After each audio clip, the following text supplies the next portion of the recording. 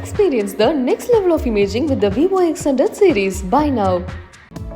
உங்கள் சினிமா கனவுகளை சிறகடிக்க download now let's fame app. அரசியலில் ஒரு வருவாருங்கிற நம்பிக்கை எனக்கு இருக்குது. இன்றைக்கி இளைஞர்லேருந்து ஒரு நடுத்தர ஒரு 40 வயசு இளைஞர் வரலையும் இன்றைக்கி அவருடைய ஆதரவாக இருக்காங்க. அரசியலில் வெற்றி உண்டு. அரசு எந்திரம் என்கிட்ட இல்லை, அரசு அதிகாரம் இல்லை, பணம் பலம் இல்லை, எதுவுமே இல்லை. மக்களுக்கு நிர்வாகிகள் செய்யாத பணிகளே இல்லை. தளபதி யாரெல்லாம் வந்து பாருன்னா தமிழகமே வந்து நிற்க போகுது. தளபதி வந்து பார்த்தீங்கன்னா நாங்கள் முதலமைச்சர் ஆக்காமல் விட மாட்டோம். நடித்ததில் பார்த்தாச்சு, இன்னும் அரசியலில் ஃபுல்லாக பார்க்கல. அதுக்கு முன்னாடியே நல்ல திட்டங்கள்லாம் செஞ்சுக்கிட்டு இருக்கிறாரு. இப்போ ஆண்டு அதிமுக மாற்றி தான் வராங்க. காங்கிரஸ் கூட வரது கிடையாது. புதுசாக வந்தால் புதுசாக மக்களுக்கு என்ன செய்யணுமோ அதான் எதிர்பார்க்கும். இவங்க வராங்க, புதுமையாக ஏதாவது தொடங்குவாங்க, செய்வாங்க எங்களுக்கெல்லாம் அப்படிங்கிற ஒரு நம்பிக்கைலாம் இருக்குது.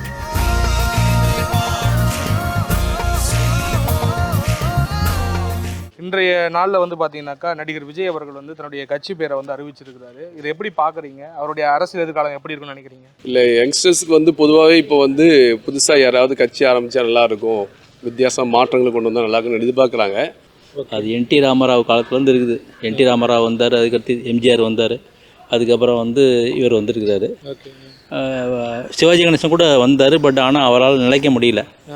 பட் இது ஒரு அவங்களுடைய பாப்புலாரிட்டிக்காகத்தான் நான் நினைக்கிறேன். ஆக்சுவலாக மக்களுக்கு நல்லது செய்யணும்னு நினச்சிட்டு நல்ல யங்ஸ்டாப்பாக இருக்கார். அதனால் இனிமேல் வர காலத்தில் வந்து அவர் வந்து நல்ல முயற்சி பண்ணி நல்லபடியாக இது பண்ணார்னா நல்ல ஊழலற்ற ஆட்சி கொடுக்கலாம். நாங்கள் ஏற்கனவே அரசியல்வாதி தான் இருந்தோம். ஒரு அரசியல்வாதி இருந்து அரசியல்வாதியாக இருந்து ஒரு பொறுப்பில் இருந்து அரசியல்வாதி செய்யாததெல்லாம் நாங்கள் செஞ்சுட்டு இருந்துதான். நாங்கள் செய்யாத என்னன்னு சொல்லுங்க பார்க்கலாம், நாங்கள் பதில் சொல்கிறோம். அரசு எந்திரம் என்கிட்ட இல்லை, அரசு அதிகாரம் இல்லை, பணம் பலம் இல்லை, எதுவுமே இல்லாமல் தளபதி தொண்டனாக மக்கள் இயக்கத்தின் நிர்வாகியாகவும் அடிமட்ட தொண்டனாகவும் என் மக்கள் இயக்க நிர்வாகிகள் செய்யாத பணிகளே இல்லை. ஒவ்வொன்று பார்த்துருப்பீங்க. விலையில்லா விருதகம் இன்னைக்கு சேலம் மாவட்டத்தில் 3 இடத்துல போட்டுட்டு இருக்கோம். முட்டைப்பால் திட்டம் 63 இடத்துல போட்டிருக்கோம். இரவு பாடசாலை, தளபதி விஜய் அவர்கள் இரவு பாடசாலை, அந்த மாதிரி எண்ணற்ற செயல்களை அவர் அரசியலுக்கு வருவாருன்னு நாங்கள் நம்பிக்கை அந்த எதிர்பார்ப்போட நாங்கள் செய்யல. எந்தவித எதிர்பார்ப்பும் இல்லாமல் எங்கள் தளபதி அவர்கள் முகத்திற்காகவும் எங்களது அகில இந்திய பொதுச்செயலாளர் அவர்கள் சொல்லிருக்காகவும் இதை எங்கள் தொண்டர்கள் எல்லாமே நான் உள்பட எங்கள் தொண்டர்கள் வரை செஞ்சாங்க தெரிவிச்சுக்கிறோம். நீங்க ஒரு நடிகரா விஜய் ரொம்ப பிடிக்குமா உங்களுக்கு? அதை விலக போறேன்ட்டாரு, அந்த எந்த அளவுக்கு வருத்தமா இருக்கா? ரொம்ப வருத்தமா இருக்கு. எல்லாரும் வந்து எங்களுக்கு போடுங்க உங்களுக்கு போடுங்கன்னு சொல்லுவாங்க. எங்களுக்கு ஒரு வாய்ப்பு கொடுங்கன்னு தான் நாங்கள் கேட்குறோம். வேற எதுவுமே நாங்கள் கேட்கல. எங்களுக்கு ஒரு வாய்ப்பு கொடுங்க. தளபதி வந்து இப்போ வந்து கொடுத்துருக்காரு லெட்டர் பேடு வழியாக. அதுலேருந்து தான் நீங்கள் பார்த்தா தெரியும். இது வரைக்கும் எந்த கட்சிக்காரங்களுமே இந்தமாரி வந்து திருக்குறளுக்கு யாருக்கும் முக்கியத்துவம் கொடுக்கல.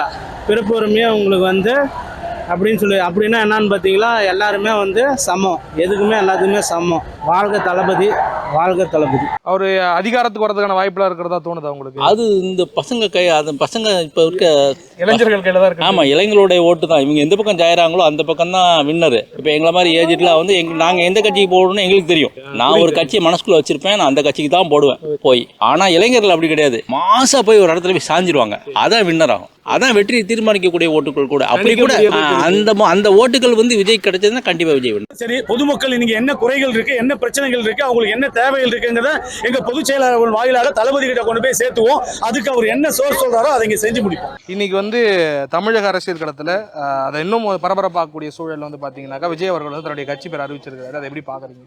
இன்ட்ரெஸ்டிங்காக தான் இருக்குது. ஏன்னா இது வரைக்கும் 2 கட்சி பெட்டராக இருந்துகிட்ருக்கு.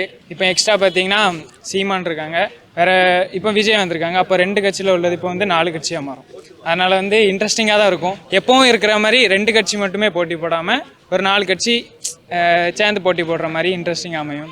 இவருடைய எதிர்காலங்கிறது எப்படி இருக்குன்னு நினைக்கிறீங்க? பெட்டராக வந்த ஆட்சிக்கு வந்தால் இல்லை, இப்போ எலெக்ஷனில் வந்தால் நல்லாயிருக்கும். விஜய் வந்து ஆரம்ப காலத்தில் வந்து நடிகராக தொடங்கும் போது நாளை தீர்வு படத்தில் முதல் அவர் தோல்வி தான். ஆனால் பிறகு அவர் இன்றைக்கி பெரிய வெற்றிலாம் பெற்றுக்கிட்டு இருக்காரு. இதே மாதிரி அரசியலில் ஒரு வருவாருங்கிற நம்பிக்கை எனக்கு இருக்குது. ஆனால் காலம் தான் பதில் சொல்லணும். இன்றைக்கி இளைஞர்லேருந்து ஒரு நடுத்தர ஒரு 40 வயசு இளைஞர் வரலையும் இன்றைக்கி அவருடைய ஆதரவாக இருக்காங்க. 100க்கு 40 பேர் இருக்காங்க. அந்த வகையில் பார்க்கும்போது அவருக்கு அரசியலில் வெற்றி உண்டு. தளபதி வந்து பார்த்தீங்கன்னா நாங்கள் முதலமைச்சர் ஆக்காமல் விட மாட்டோம். தளபதியால தான் வந்து பார்த்தா தமிழகமே வந்து நிற்க போகுது. ஜெயக்குமார் கூட சொல்லியிருக்காரு, அரசியலுங்கிறது ஒரு பெரிய கடல் மாதிரி, நிறைய பேர் கரைஞ்சு போயிடுவாங்க, சில பேர் தான் நீந்தி வருவாங்கன்ட்டு. விஜய் நீந்திடுவார்னு நினைக்கிறீங்களா? வாய்ப்பு இருக்குது, வாய்ப்புகள் இருக்குது. அது ஒரு நல்ல முடிவா நினைக்கிறீங்களா நீங்க சினிமா விட்டு விலகிறது? இல்லை, அவர் அவர் விஜய் வந்து வந்தாக்க எல்லாருக்கும் நல்லது தான். விஜய் வந்து எல்லாத்துக்கும் பிடிக்கும். அதனால் விஜய் வந்து எங்களுக்கு மனப்பூர்வமாக ஏற்றுக்கிறோம். கட்சியில் அருமையாக செய்வார், அவரை நாங்கள் எதிர்பார்க்குறோம். இளைஞர்கள் இவர் பின்னாடியே நின்னாங்கன்னா இவர் கண்டிப்பாக வர்றதுக்கு வாய்ப்புகள் அதிகம். கண்டிப்பாக நல்லது செய்யட்டும், வரட்டும், ஆல் த பெஸ்ட். இரண்டு கட்சிகளை கடந்து ஏதாவது ஒரு கட்சி வரணும் அப்படின்னு தோணுதா? வந்தால் நல்லா தான் இருக்கும். நான் இது பண்ண சினிமாலேருந்து வந்திருக்காரு. இதுக்கப்புறம் போக என்னென்ன செய்யறாரு, மக்களுக்கு என்னென்ன செய்யறாரு போனால் தான் தெரியும் உங்களுக்கு. அட்மின் புதுசாக ஏதாவது திட்டங்கள் வச்சிருக்காரா, புதுசாக செய்கிறாரா, போகிறாரா வரான்னு தெரிஞ்சு உங்களுக்கு. இப்போ ஆண்டாண்டுமா அதிமுக மாற்றி மாற்றி தான் வராங்க, காங்கிரஸ் கூட வரது கிடையாது. புதுசாக வந்தால் புதுசாக மக்களுக்கு என்ன செய்யணுமோ அதான் எதிர்பார்க்கும். புதுசாக யாரும் வந்தாக்க ஒரு நல்லது நடக்குங்கிறது ஒரு இதுதான். யார் வந்தாலும் பரவாயில்ல. இது விஜய் வர்றதுனால வருவார்னு தெரியாது, வர்றதுனால ஒன்றும் பிரச்சனை இல்லை. அவருக்கு ஏதோ ஒத்துழைப்பு கொடுப்பாங்க, அவர் வரட்டும். இப்போ விஜயகாந்த் இருந்தாங்கல்ல, அதே மாதிரியே இவங்களும் வரணும்னு நினைக்கிறாங்க, வரட்டும். வந்தால் மக்களோட ஆதரவெல்லாம் உண்டு, எல்லாம் சந்தோஷம் தான்ப்பா, ஒன்றும் பிரச்சனை இல்லை. இவங்க வராங்க, புதுமையாக ஏதாவது தொடங்குவாங்க, செய்வாங்க எங்களுக்கெல்லாம் அப்படிங்கிற ஒரு நம்பிக்கைலாம் இருக்குது.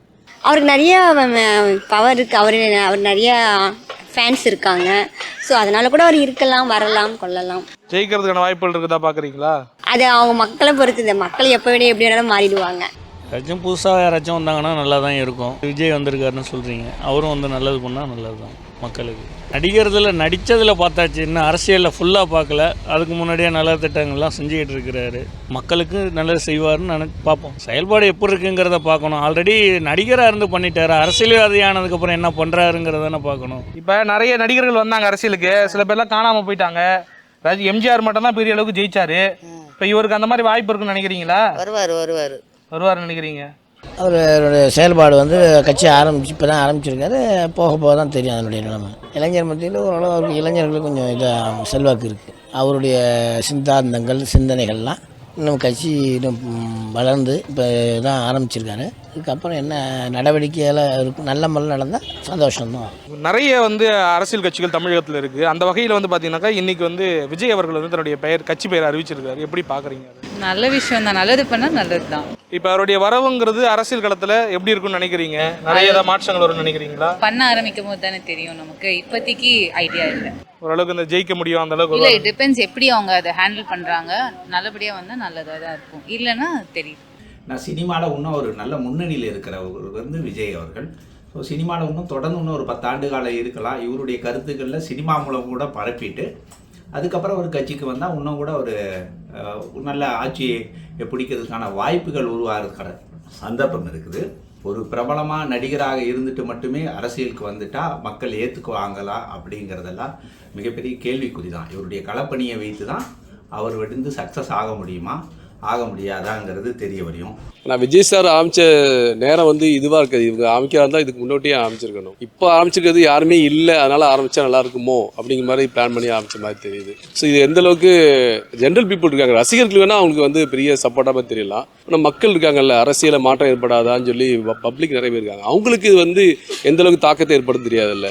ஸோ அப்படி பார்க்கும்பொழுது எதிர்பார்ப்புங்கிறது அதிகமாக இருக்குமான்னு தோணலை. அவர் என்ன சொல்கிறாருனாக்கா, நான் சில பாடங்கள்லாம் கற்க வேண்டிய காலம் இருந்தது, என்னுடைய முன்னோடிகள்லாம் போயிட்டு இந்த மாதிரி நிறைய எக்ஸ்பீரியன்ஸ் பண்ணாங்க, அதெல்லாம் ஒரு முன்னோட்டமாக எடுத்துக்கிட்டு பாடம்லாம் கற்றுக்கிட்டு நான் வந்திருக்கிறேன் அப்படின்னு ஒரு 49 வயதில் வந்திருக்காரு. ஒரு 50 வயது கட்சி நேம் அனௌன்ஸ் பண்ணாரு. இப்போ ஒரு சர்ப்ரைஸாக இந்த தேர்தலில் நிற்பேன்னு சொன்னா கூட ஒரு சொல்லிட்டாரு 26ல் கண்டிப்பாக 26ல் நிற்பேன் இருக்கேன். இப்போ பார்லிமெண்ட் தேர்தலில் கூட நான் நிற்க மாட்டேன்னு சொல்கிறாரு. ஸோ அதுலேயுமே ஒரு லேக் ஆகுது. ஸோ என்னென்னா எதுவுமே ஒரு திட்டமிட்டு பிளான் பண்ணணும், ஃபியூச்சரை பிளான் பண்ணி செய்வேன் அப்படின்னா அது சரியாக இருக்கு. மக்களுடைய தேவைகள் என்ன இருக்குது, மக்கள் என்ன மாதிரி விரும்புகிறாங்கிறது பல வருஷமாக நடந்துதான் இருக்குது. மாற்றங்கள் ஏற்படணும்னா ஸோ அதை அவர் உடனே அனௌன்ஸ் பண்ணிருக்கணும், உடனே வந்திருக்கணும். இந்த இப்போ உள்ள பாலிடிக்ஸ் வந்து பார்த்தீங்கன்னா இந்த பாலிடிக்ஸை வந்து நடத்துகிற அளவுக்கு விஜய் சாருக்கு எக்ஸ்பீரியன்ஸ் அமையுமான்னு பார்க்க வேண்டியிருக்கு.